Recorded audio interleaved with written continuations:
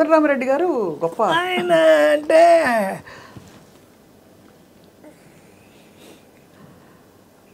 ఆయన మన మీద ఆధారపడే డైరెక్టర్ రాఘవేంద్రరావు, కోదండరామిరెడ్డి, ఆ రోజుల్లో ఉండేవాళ్ళు, బి గోపాల్, అలా వాళ్ళంతా రైటర్స్ ఇవ్వాలి, వాళ్ళకి అన్నీ బాగా చూసుకుంటారు.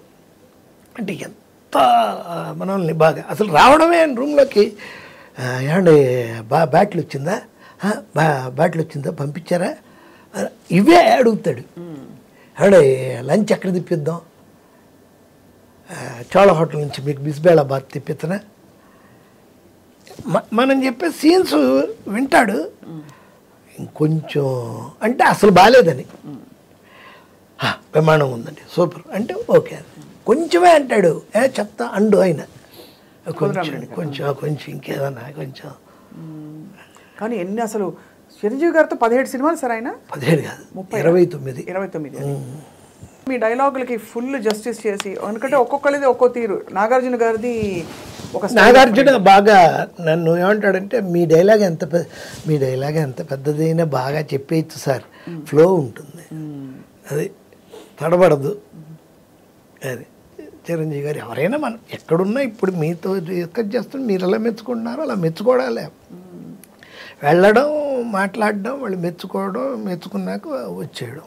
ఏ సినిమా అయినా హీరోకి మధుగారే, అంతే కదా. బాబా పాట అదే, నా సాయినాథుడు పాండురంగడు బాబా.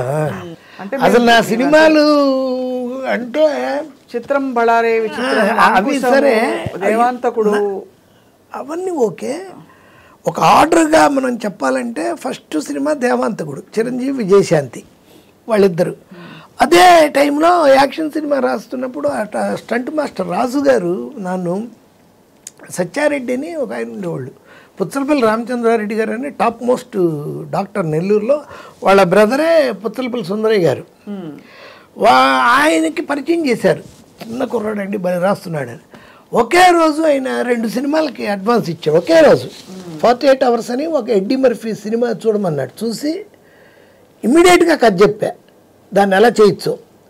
ఆయన నచ్చేసేసి మీకు 15,000 ఇస్తున్నాను, 30 ఇచ్చేస్తున్నాను, 2 సినిమాలు మీరే, ఇది అయ్యాక ఇంకోటి ఉంటుందని.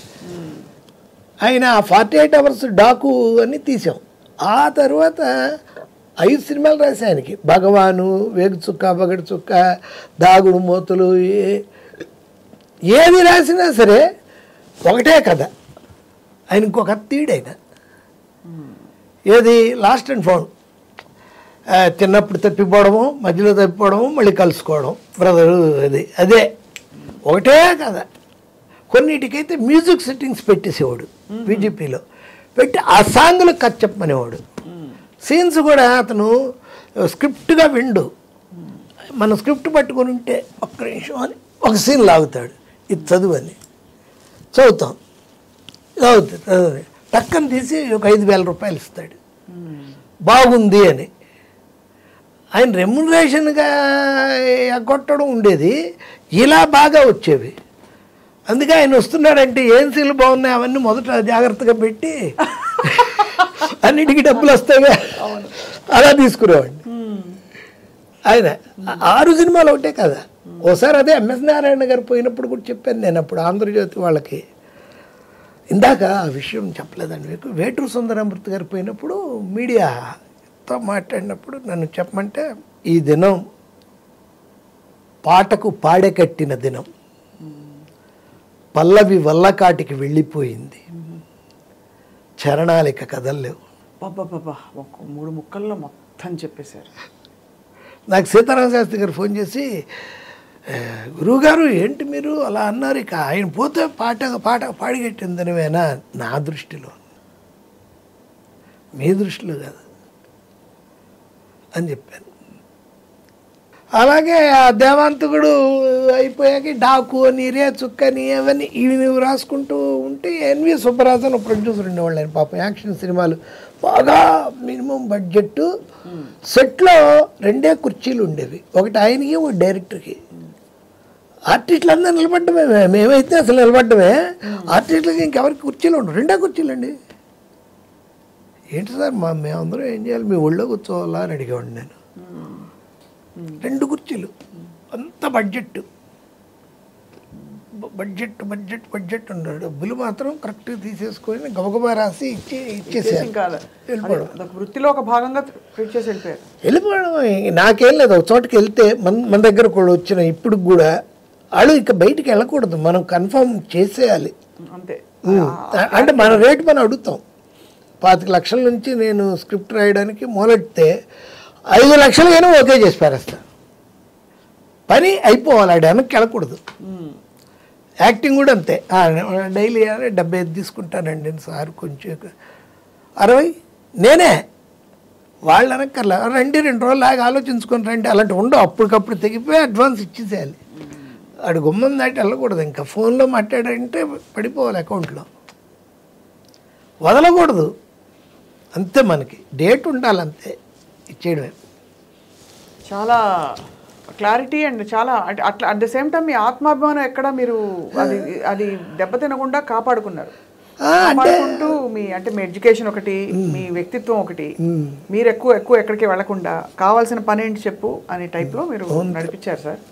అండ్ అందుకే మీకు అంత గౌరవం దక్కింది.